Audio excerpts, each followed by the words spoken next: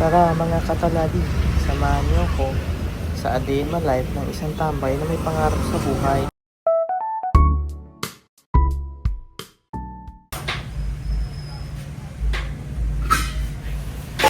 Ngayong araw nga, wala akong ginawa.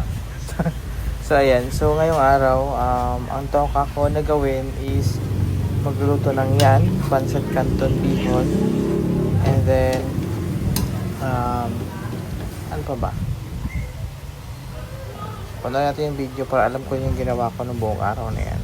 So yan, nagpainit na ako ng sabaw, and then, yan, sinalin ko na yung canton bihon, and then, comment lang kung gusto niya ng recipe. Ang gigigil na naman yung mga nanonood dyan sa canton bihon. So ayan, so ready na yan para pwede na ibenta, and then, nagluto pala ako ng crispy paa and fried chicken. Ayan yung crispy paa, so original recipe yan. So, hindi ko pa na gagawa ng video yung paano gawin yan, pero sarap to the bone ang lasa, ang crispy paa namin. So, ayan. Masarap yan sa suka. Yung sukang maanghang, na maanghang, na maanghang, na maasim, na maasim, na maasim, na kasing asim. Ayoko na magto. So, ayan. Nagbibenta na kami. So, ayan na. Makikita nyo na kami. Medyo may na-hired kami na isa dyan. So, bali, 6 na kami sa tindahan niya. 6 na ba? 4, 5. 5 pa din pala. 5 pa lang pala. So, 5 na kami dyan sa tindahan. So, ayan yung mga menu namin. Bopis. Yun yung crispy paa. May kasamang suka yan pag binenta. And then, upo. Yan na. Crispy paa. And then, gatang tilapia. So, ayan yung menu namin. Meron kaming kare-kare, fried chicken, and then mga puto from Rosalie's. Ayan. Sobrang thank you sa mga nag-sponsor ng puto from Rosalie's. So, ayan. So, ayan na. Busy na naman ang mga utaw. So, nag-ano na tayo. Medyo busy-busy na kami dyan. So, ayan. Inisip ko din kung paano ako makaka-deckpot ng 100. Ayan na yung isa namin kasama, si Ditche. Nagdagan na yung nagdagan na yung tao sa tindahan kasi kulang pa yun. Siguro kulang pa din kami ng 4 pa. Siguro kailangan pa namin ng 4. Magpo-post ako ng hiring, mag-hire kami ng 4. Kasi kulang pa yung kulang pa yung 5. Medyo nahihirapan pa kami sa 5. Yan.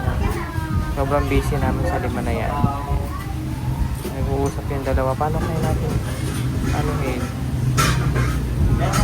kaya natin dedekpotin yung isang kaldero. Sorry. Nag-deliver na ako dyan. So, nag-deliver ako dyan sa may malapit na barangay. Selfie muna. Tak. malapit na sa isang barangay lang or malapit lang. So, basta along the area lang. So,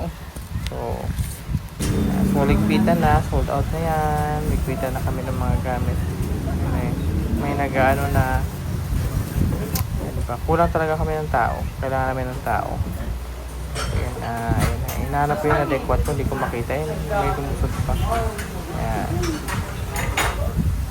Turon na lang yung binibenta namin. Yung turon na yan, bibenta namin yan pag naubos yung turon sa tapat namin. Kasi yung turon, yung tapat namin may binibentang turon. So, bibenta namin yan pag naubos yung turon niya. May puto kami. Ayan. Bawas na yan yung pichi-pichi. Pichi-pichi pala, hindi pala puto. Ayan, higpita na.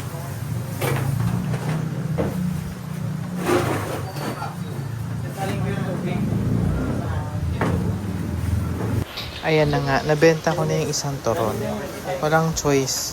Wala siyang choice kundi bilhin yung isang turon na yan. Sa kabila kasi sa tapat namin yan, yung mga nagluluto, yung nakating babae doon, yung nakaitim. Nagbibenta ng turon yun, 12 pesos. Ang benta ko sa turon namin, 24 pesos. Since wala na siyang turon, ako na yung magbebenta ng turon. Ayan, so, katapos kung mabenta yung 24 pesos na turon, gin na ako para mamili ng niluluto namin. Ayan, so, itong vlog na to, moto vlog talaga to eh. Yan o, pansinin nyo. Nasa motor lahat yung video na yan. Tingnan mo. Bakit kaninang nagbibideo? Puro nasa motor yung nasa kalsada yung video. Ayan na. Pak. Diba? So document yung mga dadaanan namin kalsada para maabangan nyo kami. Ayan, no? Yun na. Puro ano na lang yan. Puro kalsada na lang yan. Hindi ko alam kung a day in my life na nasa kalsada ba tong video na to. A day in my life na nasa kainan ako.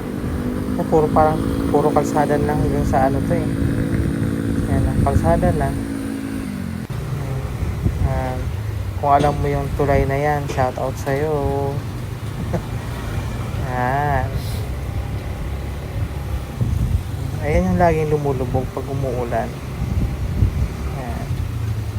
Kamusta yung flood control dyan? Ayan na. Okay, may kita yung Philippine Arena. Kung alam mo yan, and good for you. Ayan, may mga kainan yan dyan pag gabi. Pwede kayong pumunta dyan.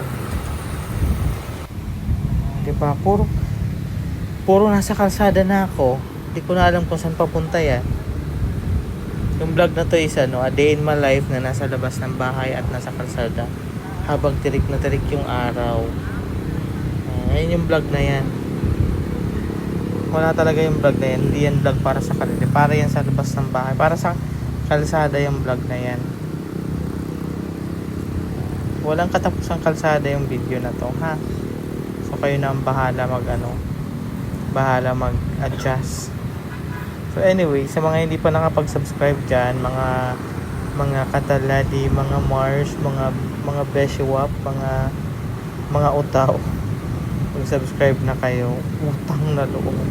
Napagod na akong mag-voice over. Yan na.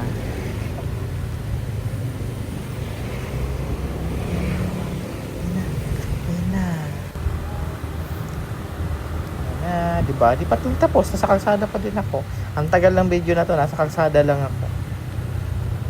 So, malapit na kami. Kanya kami bumibili minsan ng gulay. So, kung nadadaan ka sa area na yan, alam mo na. Ayan. So, ayan. Nakapaglakad din after sa ilang oras na nasa kalsada. O, diba? Sa ending, wala pala dyan yung hinahanap kong gulay. So, wala kami nabili. Tamang ano lang kami. Tamang gala lang kami. Ayan. Medyo maaraw kasi kaya walang baha dyan. Pero pag umulan, Diyos ko, hindi ka pwedeng dumaan dyan kasi lulubog at lulubog ka. Ayan na. Okay, that's all for today, guys. Bye, it's me, Mar.